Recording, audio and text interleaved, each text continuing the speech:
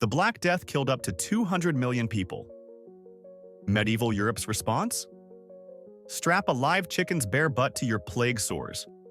Drink liquid gold. Sit in a sewer and breathe deep.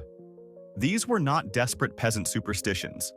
These were official medical recommendations from the best doctors money could buy. Today, we are covering 33 of the dumbest, most disgusting, and occasionally genius ways people tried to survive history's deadliest pandemic. Some of these accidentally worked. Most made everything worse. 1. Let's start with the Vicary method, named after Thomas Vicary, an English surgeon who clearly had some interesting ideas about medicine. The treatment was simple. You take a live chicken, shave its butt completely bare, and then strap that freshly exposed chicken rear directly onto your swollen plague buboes. The theory was that the chicken's warm, naked backside would somehow draw the poison out of your body and into the bird. If the chicken died, congratulations, it absorbed your disease. Grab another chicken and repeat. If the chicken lived, well, you probably were not that sick anyway. Doctors actually prescribed this. People actually did this. Somewhere in medieval England, a guy was holding a bald-bottomed chicken against his armpit, thinking this is peak medical science. 2. Here is one that proves medieval people had a very creative relationship with logic. The plague was associated with bad smells. Specifically, people believed the disease traveled through sweet, corrupted air. So naturally, the solution was to fight bad smell with worse smell. People started deliberately hanging out in latrines and open sewers, breathing in the absolute worst odors humanity had to offer. The thinking was that the sharp, aggressive stench of human waste would somehow overpower and drive away the plague's supposedly sweeter miasma. Imagine being so desperate that you voluntarily sit in a medieval public toilet, surrounded by filth, taking deep breaths and thinking, yes, this is helping. The plague did not care. But the psychological commitment here is honestly impressive. 3. When the Black Death started devastating England in 1348, the Scottish looked south and saw an opportunity. Clearly, God was punishing those sinful English. This was divine justice, and Scotland had been spared because they were the good guys. So Scottish armies gathered near Selkirk Forest, preparing to invade their weakened neighbors and take advantage of the chaos. You can probably guess what happened next. The plague did not care about borders or divine favoritism. The disease ripped through the Scottish army before they could even properly invade. The survivors retreated home, carrying the infection with them, and successfully introduced the Black Death to Scotland. They literally went to collect a divine reward and came back with a pandemic. The English could not have planned a better defense if they tried. 4. Medieval medicine operated on the principle that if something was disgusting enough, it probably worked. Enter the human excrement poultice. Doctors would create a thick paste using tree resin, various plant roots, and generous amounts of human feces. This delightful mixture was then applied directly onto open plague sores and left there to work its magic. The logic, if you can call it that, involved drawing out corruption with earthly substances. Because nothing says healing like smearing actual human waste on an open wound. Unsurprisingly, this treatment did absolutely nothing to cure the plague and almost certainly caused additional infections. But doctors prescribed it with complete confidence and patients accepted it because what choice did they have? When your other option is a chicken butt, poop paste almost sounds reasonable. 5. Pope Gregory IX made a decision in the early 13th century that would have consequences nobody could have predicted. He associated cats, particularly black ones, with witchcraft and devil worship. This kicked off a widespread campaign of cat killing across Europe that continued for generations. By the time the Black Death arrived in 1347, the European cat population had been significantly reduced. Now, here is the problem. Cats kill rats. Rats carry fleas. Fleas carry the plague. By massacring cats for over a century, Europe had essentially removed one of the few natural controls on the rat population. The rats thrived, the fleas multiplied, and the plague spread like wildfire. Medieval Europe accidentally created the perfect conditions for a pandemic because they thought cats were suspicious. The cats knew. they always knew. 6. If you were wealthy during the Black Death, you had access to premium medical care. And premium medical care meant drinking gold, actual gold. Rich patients would swallow molten gold, gold powder dissolved in water, or gold flakes mixed with various liquids. The theory was that gold, being the purest and most noble of metals, would somehow convince your body to reject the impure disease. It was essentially trying to bribe your own immune system with precious metals. Obviously, drinking gold did nothing to cure the plague. If you drank it molten, it probably caused severe internal burns. If you drank it as powder, it just passed through your system expensively. But wealthy people kept doing it because when you are dying and you have money, spending a fortune on liquid gold feels like you are at least trying something exclusive. 7. Medieval doctors had a diagnostic tool they absolutely loved: the urine flask. When a patient came in sick, the doctor would collect their urine in a special glass container and then study it intensely. They would hold it up to the light, swirl it around, note the color, check the sediment, smell it carefully, and yes, sometimes taste it. By examining these properties, doctors believed they could determine not just what disease you had, but whether you would live or die. For plague patients, certain urine characteristics were considered death sentences. The doctor would essentially look at your pee, make a face, and tell you to get your affairs in order. No treatment, no hope, just a guy who tasted your urine telling you that you are doomed.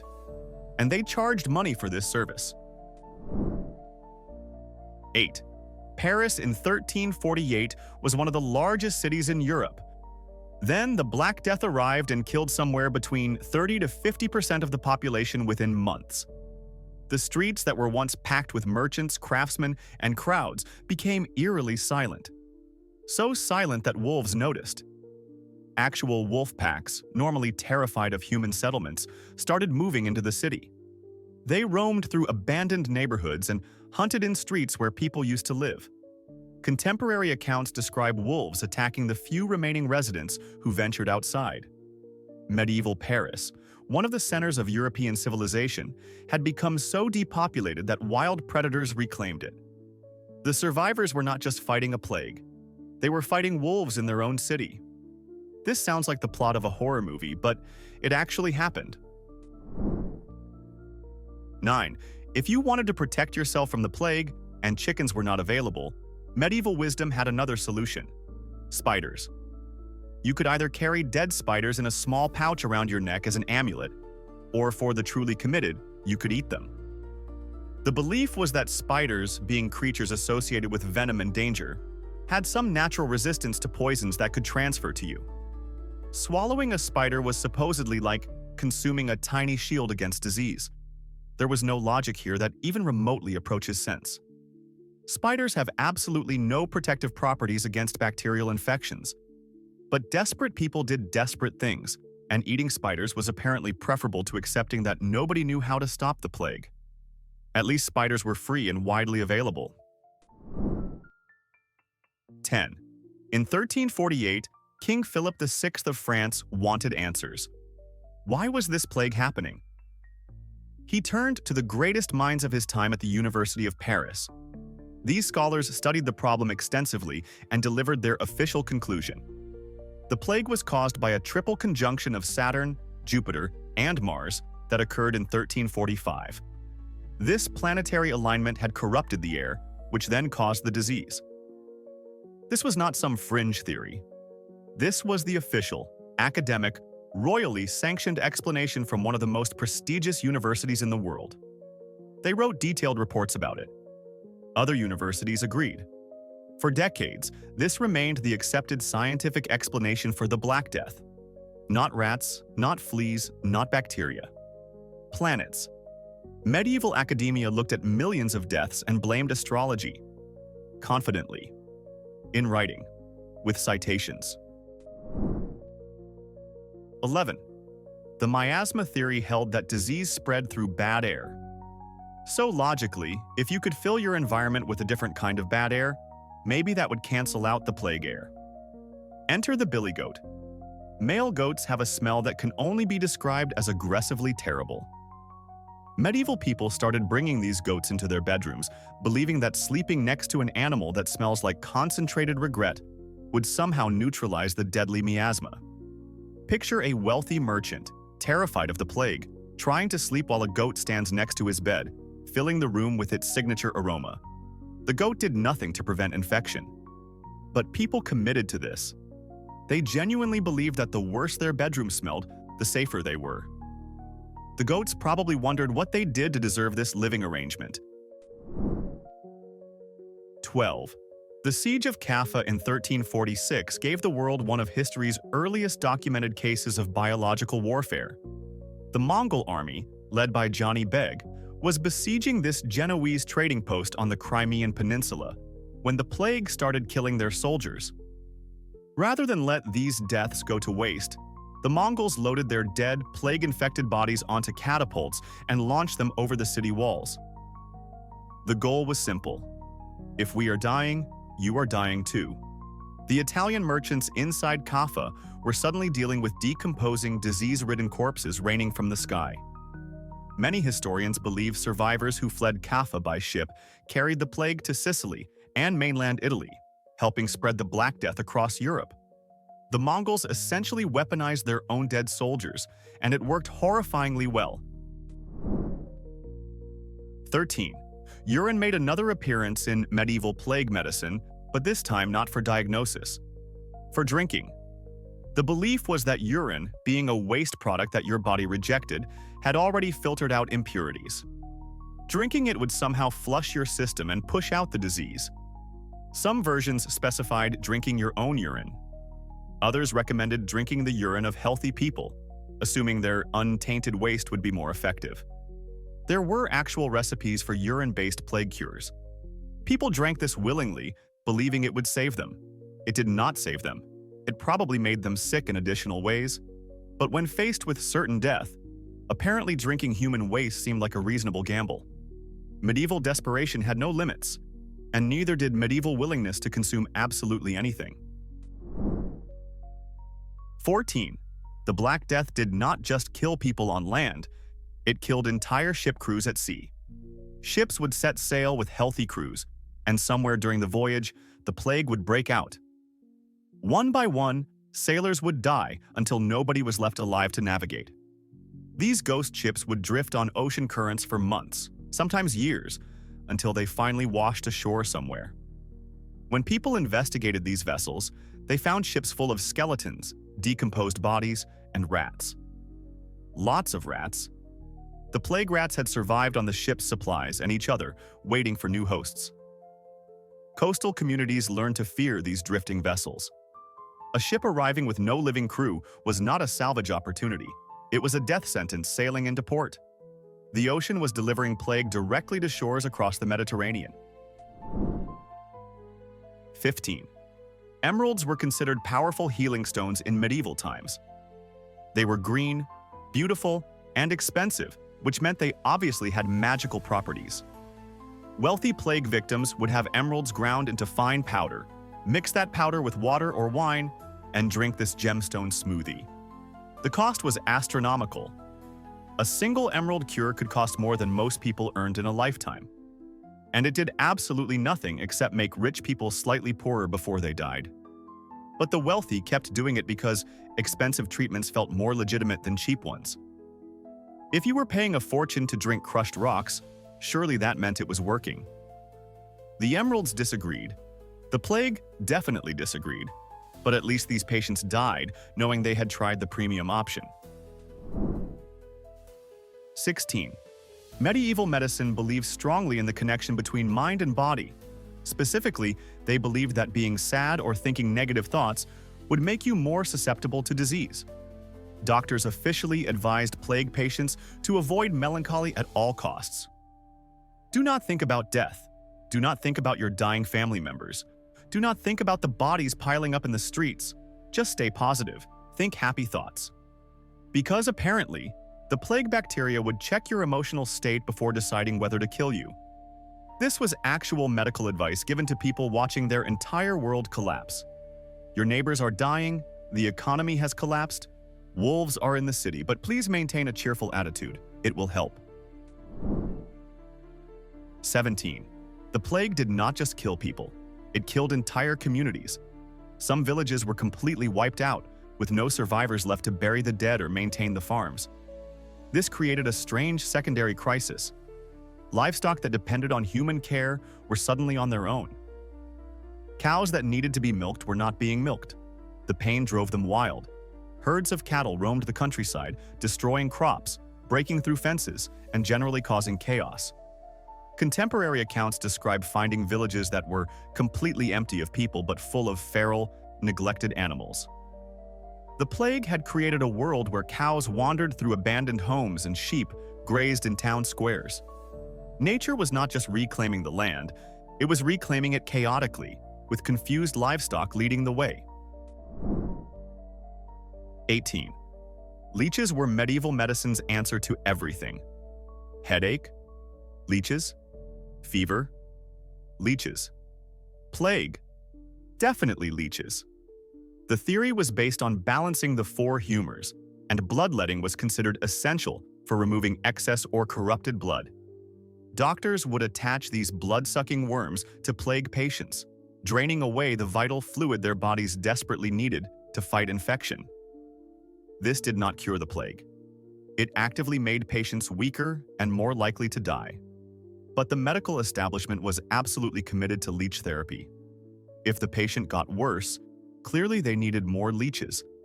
If the patient died, well, they probably would have died anyway. Leeches remained a standard treatment for centuries. The leeches were probably the only ones benefiting from medieval healthcare, getting free meals while contributing nothing useful. 19. Pope Clement VI was terrified of the plague, and unlike most people, he had the resources to try unusual solutions. His personal physician advised him that heat would protect him from the disease. So the Pope spent the summer of 1348 sitting between two enormous roaring fires in Avignon, in the middle of summer, in southern France. He sat there sweating profusely, surrounded by flames while his staff probably wondered if their boss had lost his mind. Here is the incredible part. It actually worked. Not because of any mystical properties of fire, but because fleas, which carried the plague, hate extreme heat. By making himself unbearably hot, the Pope accidentally created an environment where fleas could not survive. He stumbled onto an effective prevention method through completely wrong reasoning. Sometimes being weird and rich pays off. 20. Trepanning, the practice of drilling holes in people's skulls, had been around for thousands of years. When the plague arrived, some practitioners thought this ancient technique might help. The idea was that disease was caused by evil spirits or pressure trapped inside the head, and drilling a hole would let these problems escape. So plague patients, already suffering from fever, buboes, and organ failure, were strapped down while someone took a drill to their skull. This did not cure the plague. It did create a significant risk of brain damage, infection, and death from the procedure itself. But trepanning had such a long history that practitioners assumed it must work for something. Medieval medicine operated on tradition more than results. The tradition just happened to involve unnecessary skull holes. 21. Bathing was already infrequent in medieval Europe, but the Black Death made it nearly non-existent. The prevailing theory was that hot water opened your pores, and open pores allowed the miasma, the bad air carrying the plague, to enter your body directly. Therefore, bathing was essentially inviting death into your skin. Public bathhouses, which had been popular, closed down across Europe. People stopped washing deliberately, believing that a layer of dirt actually protected them. Some medical authorities recommended never bathing during a plague outbreak. This advice persisted for centuries, contributing to the general hygiene standards that made Europe smell exactly like you would expect. People were literally choosing filth over cleanliness because they thought being dirty was safer. The plague did not care about your bathing habits, but everyone around you certainly did. 22. When people died from the plague, their possessions remained behind, including their clothes. Thieves saw opportunity. They would strip fresh corpses of valuable garments, put them on, and try to sell or wear their new acquisitions. The problem was that plague-infected fleas lived in those clothes, Thieves would steal a dead man's coat, put it on proudly, and then drop dead themselves within days. Their infected corpse would then be looted by another thief, continuing the cycle. This created a deadly chain of fashion-based transmission. One infected garment could kill multiple people in sequence as it passed from corpse to thief to corpse. Medieval thieves literally died for fashion. They could not resist the appeal of free, expensive clothing, even when the original owner had died of the most deadly pandemic in history. 23. Unicorn horns were considered one of the most powerful medical substances in medieval Europe. They could cure any poison and protect against any disease. Obviously, unicorns do not exist, but that did not stop enterprising merchants from selling unicorn horn anyway. Most of it was actually narwhal tusk, which looks impressively magical if you have never seen a narwhal. The rest was just ground-up animal bones or ivory. Wealthy plague victims paid enormous sums for this powder, mixing it with drinks or applying it to their skin. The narwhals and random cattle whose bones were being sold as magical horse material probably would have objected if they could. The scammers made fortunes. The customers died. But at least they died believing they had access to genuine, mythical creature parts. Medieval marketing was absolutely ruthless. 24. Avignon was the seat of the papacy during the Black Death, and it became overwhelmed with corpses. The city simply could not bury people fast enough. Bodies piled up in streets, homes, and churches. Pope Clement VI faced a logistical nightmare. His solution was unprecedented. He consecrated the entire Rhone River, making the whole thing holy water. This meant that bodies could be thrown into the river and still receive a proper Christian burial. Technically, thousands of corpses were dumped into the Rhone, floating downstream past other communities who now had to deal with plague bodies washing up on their shores. The Pope had found a loophole for mass body disposal. It was theologically creative, practically horrifying, and absolutely necessary given how many people were dying daily. 25. The Plague Cure Recipe Book of Medieval Europe included some truly baffling entries. One popular treatment involved rubbing chopped onions all over the patient's body, apparently believing that onions would absorb the disease. Another version used snakes instead of onions. Dead snakes, live snakes, snake parts. It varied by region and practitioner. Sometimes both were combined. Imagine being a plague patient, already suffering, and your doctor arrives with a basket of onions and a bag of snakes, ready to rub them on you vigorously. Neither onions nor snakes have any effect on plague bacteria.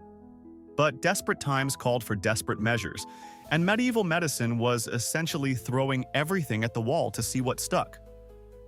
Usually what stuck was just onion residue and snake fluids. 26. The Black Death killed so many people that it fundamentally changed the economic structure of Europe. Entire families died out. Whole villages were abandoned. This created an unprecedented situation for survivors, particularly peasants who had previously owned nothing. Empty mansions had no one to claim them. Fertile land had no one to work it. Peasants who survived could simply move into abandoned noble estates or claim empty farms. The labor shortage gave surviving workers enormous bargaining power. Wages increased dramatically. Serfdom began to collapse because lords could not enforce obligations when workers could just leave for better offers elsewhere. The plague killed millions, but for those who survived, it was accidentally the greatest wealth redistribution event in European history. Death created opportunity, whether anyone wanted it that way or not. 27. When conventional treatments failed, which was constantly, some people turned to poison. The logic was that a small amount of poison might be strong enough to kill the disease without killing the patient. Arsenic was popular. Mercury was another favorite. People would drink small doses, hoping the toxin would attack the plague before attacking them. This was a terrible idea. Arsenic and mercury are poisons. They do not selectively target bacteria. They just poison whoever consumes them. Patients who tried this approach often died of poisoning instead of plague, or died of both simultaneously. But when your other options included chicken butts and poop paste, drinking poison probably seemed like an aggressive, proactive choice. Medieval medicine was essentially a competition to find the worst possible treatment. 28. The Black Death killed so many people that it had measurable effects on the global climate. With up to 60% of Europe's population dead, massive amounts of farmland were abandoned. Fields that had been cultivated for centuries returned to wilderness. Forests grew back across the continent.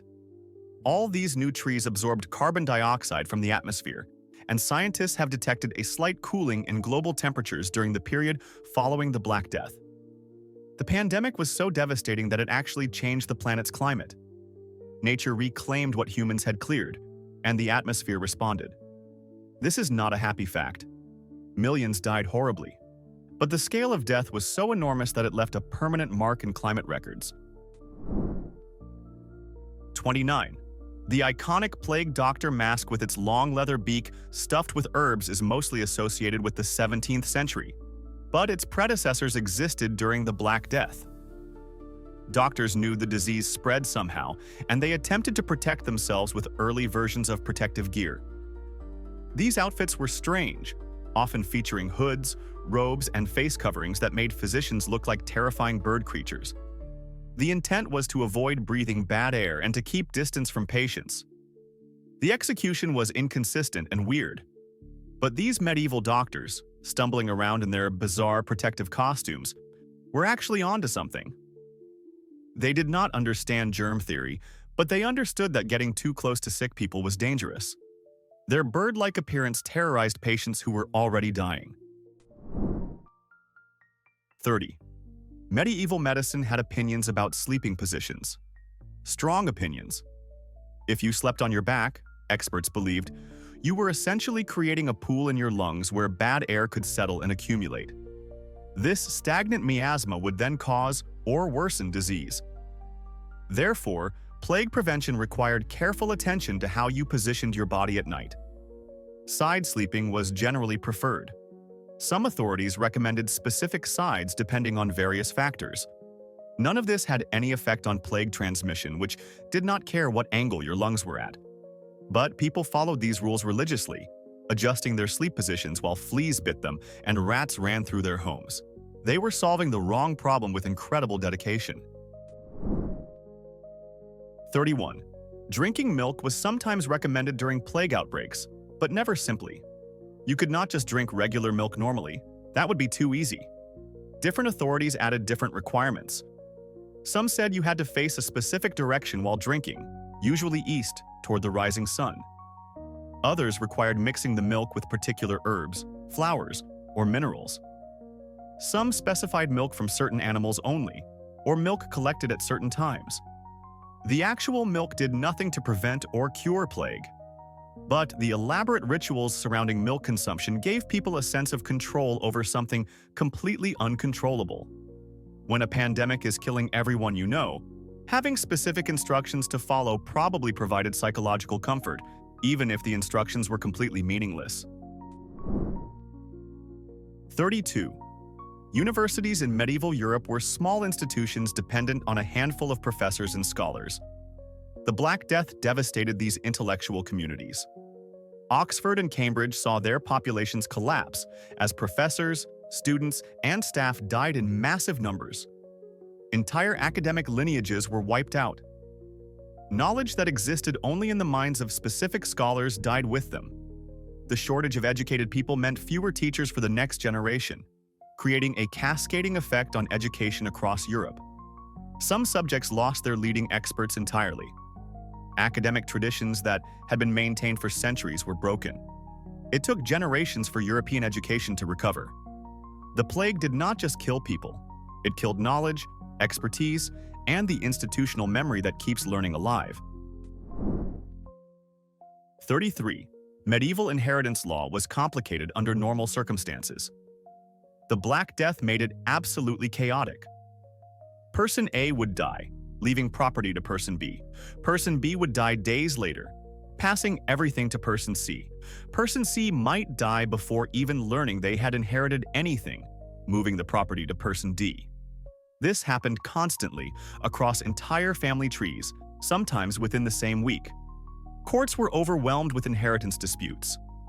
Legal records from the period show property changing hands multiple times in rapid succession, with lawyers trying to reconstruct who technically owned what at which exact moment. Some estates became legally untraceable, with no clear surviving heir. The plague created a nightmare for medieval lawyers that makes modern probate court look simple. Chicken butts, poop paste, spider snacks, and drinking your own urine. This was cutting-edge medicine 600 years ago. But here is the uncomfortable part. We are not that different. Future generations will absolutely roast us for something we consider totally normal right now. So tell me in the comments, what is our generation's chicken butt cure? What are we doing today that people in 2525 will make YouTube videos mocking? I have my guesses, but I want yours. Best answers get pinned. Like if you learned something disgusting today and subscribe, because this channel is just getting started.